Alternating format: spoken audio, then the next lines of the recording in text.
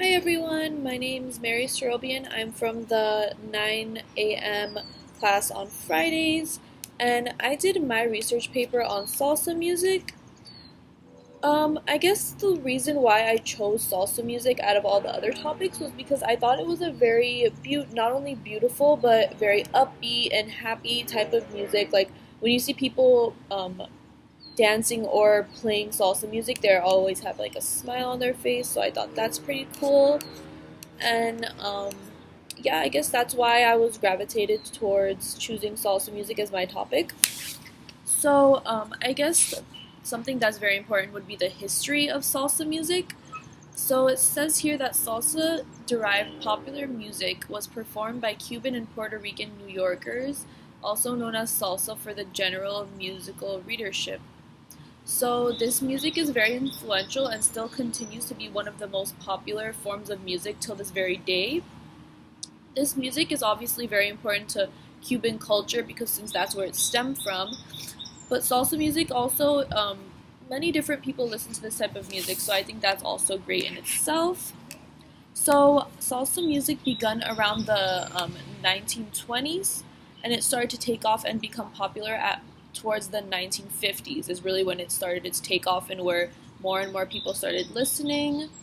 So the environment of salsa music, like I said, is very upbeat and happy. So that's what it says here. It just says that salsa music is very impactful and not only towards for the culture of Cuban people, but it also impacted people in the United States, people in New York, and many different places. So, although there have been many, singers, salsa singers, one individual that I found when I was researching that kept coming up was Mark Anthony. He's one of the most famous singers and songwriters in the Latino community. So I think that he would be a great individual to discuss.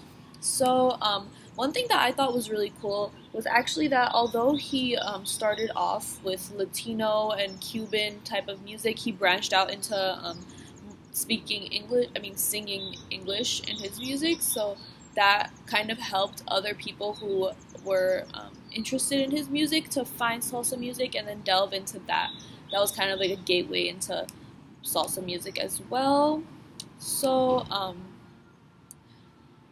I guess you could say that he revitalized salsa music because that also paved a way for people later, like in 1999, for example, a lot of people started including salsa music in pop culture, and the Latin pop like had a huge explosion of you know music in that time.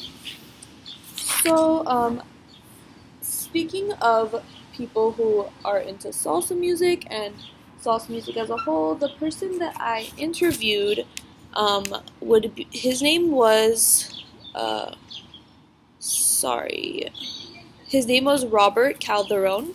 It's actually my one of my best friend's uncles that I interviewed, and I didn't personally know in the beginning. I didn't know who I should interview because salsa music, like I have no correlation towards salsa music.